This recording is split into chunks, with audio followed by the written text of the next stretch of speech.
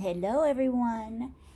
I am going to show you how to do freestanding lace of the tribute ribbon, the awareness ribbon that I recently did. And it's actually it's a design that's already been done from a few years back, but I turned it and I leveled it up and made it into lace, and so it would be super great to sew out and be fun because I love doing this lace stuff. It is so low maintenance and so cool. So anyway, what I'm going to show you is the lace design that I'm doing the largest size, which I think is like 6 inches, just under 6 inches by 6 inches. Okay, so I'm just going to go ahead and load the design. And what I did is, I know y'all are confused about this, I just used the water soluble stuff, and I discovered that I can use the saran wrap type. I hooped just one piece, taut in the hoop, right? And what I'm going to do is I'm going to add, hold on, I'm loading the design. I'm going to add a couple of layers. Here's 2 more layers. And what I'm doing with this larger size, because previously you saw me just do the smaller lace designs, this I'm going to add organza. This shiny organza. It's like an iridescent color that I got from Joann's. And I'm going to do that because I'm going to try that. And what I'm going to do during this is just skip the first color and just see what happens. And just move on to the satin stitches and go over top of it. Because the organza should be able to hold it all together then. So, and because I'm paranoid, I'm just going to put a couple of sheets, which I might not even need it with the organza. A couple of sheets onto the solvy that I hooped, the WSS, I guess I should say.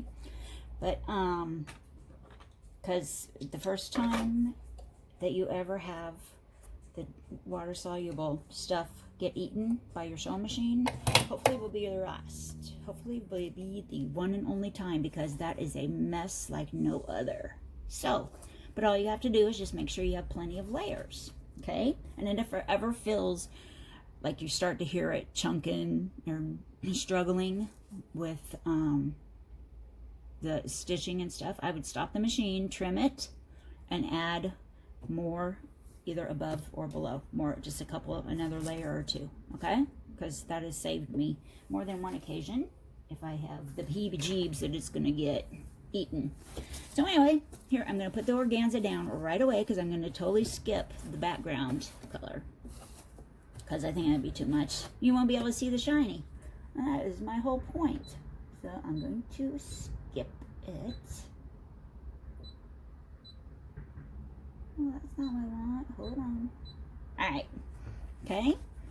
And I like to just grab the bobbin just because I have this paranoia. Because, you know, when I'm doing the trial and error thing with this, I ate. My sewing machine ate quite a bit of stuff. So I'm trying to not reinvent the wheel and just try to give you information so you guys can do this all by yourselves without any fear or worry. So anyway, I'm just going to kind of hold this here because it's not, and I want to get all this junk out of the way, because it's not going to, the sewing machine, it won't eat it if it's, has enough layers, if you have enough layers of the little water soluble stuff, okay? So I'm probably going to regret not trimming this to size, but oh well, I'll survive because I'm probably going to have to sit here and hold it and talk to you anyways. But what I'm going to do is I'm going to go ahead and sew through it, and then I'll fast forward to the end, okay? So probably what I would suggest is maybe trim it to size if you're doing organza. Trim it to the size of the hoop at least, so you don't have to sit there and hold it like me. All right, we'll talk to you in a minute.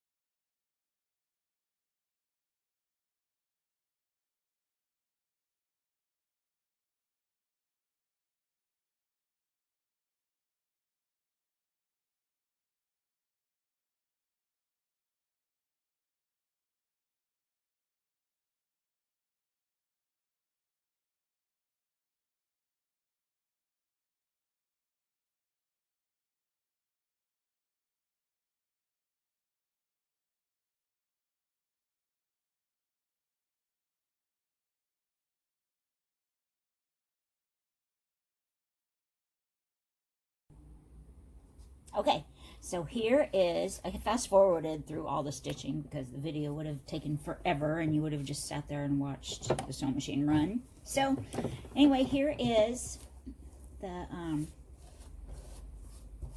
lace with the organza, and it's the freestanding lace ribbon, awareness ribbon. Sorry, I'm distracted. But what happened is I messed up when I threw the organza on and I just kind of pushed go. It was too short. So see, it kind of separated right there, or it was too low, and I stopped it before the machine got up to this point, and I just stuck another piece of organza kind of underneath it. And if you look, you can't even see it really, can't even tell. So I'm going to take this out of the hoop and I'm going to trim it up around there, around really close, around the edge, and then I'm going to show you how I just dunk it in the water to get rid of the solvay, and then I'll show you what I do to dry it. The only thing I would have done different, I think next time, because I'm probably going to run this again, I think I would have taped down the organza and I would have used 2 layers, because it feels like, you know, it puckered a little bit because the organza is so thin, and I think I would have used 2 layers would have fixed that, and if I was more organized and I taped it down. But anyway, I just kind of wanted to show you, and this was my very first time playing with organza, so just, you know, practice and just experiment. That's kind of how I've just figured things out along the way, that I have designs that I have made for you, and I just kind of trial and error, and then I list them, and then I show you, and I pretend that I know what I'm doing. So in a minute, when I get trimmed up, then I'll bring you to my kitchen and we will get rid of the solvay on the back and lay it out to dry. Okay? See you in a minute. Bye. Okay, so I'm back, and here we are. The little organza, little ribbon. See, I trimmed it up as close as I could to the edge without snipping the threads and things. Okay, and now I'm just going to get rid of the washable stuff on the back. And plus I figure, here, I'll show you my little bath. It's just a little tub, and what's all in here is previous and leftover rinse away solvent and stuff. Oh, and there's a bunny in here soaking. So then once they get done, and see, you can tell all the, it's kind of hard to tell, but the all the wash away stuff is gone. You can see my fingers better. And then I would lay it out on a like on a piece of parchment paper is what I usually do. I'm just going to put it right there because I don't have any parchment paper out. So now what I'm going to do is I'm going to dip this in there. I'm just going to let it soak and kind of jiggle it around a little bit until all the rinse away stuff, the wash away stuff is gone off the back. And I figure it'll kind of help seal the edges of the organza so it doesn't fray. So I'm just shoving it in there, dipping it, just let it dip for a while. Feels like it's coming off.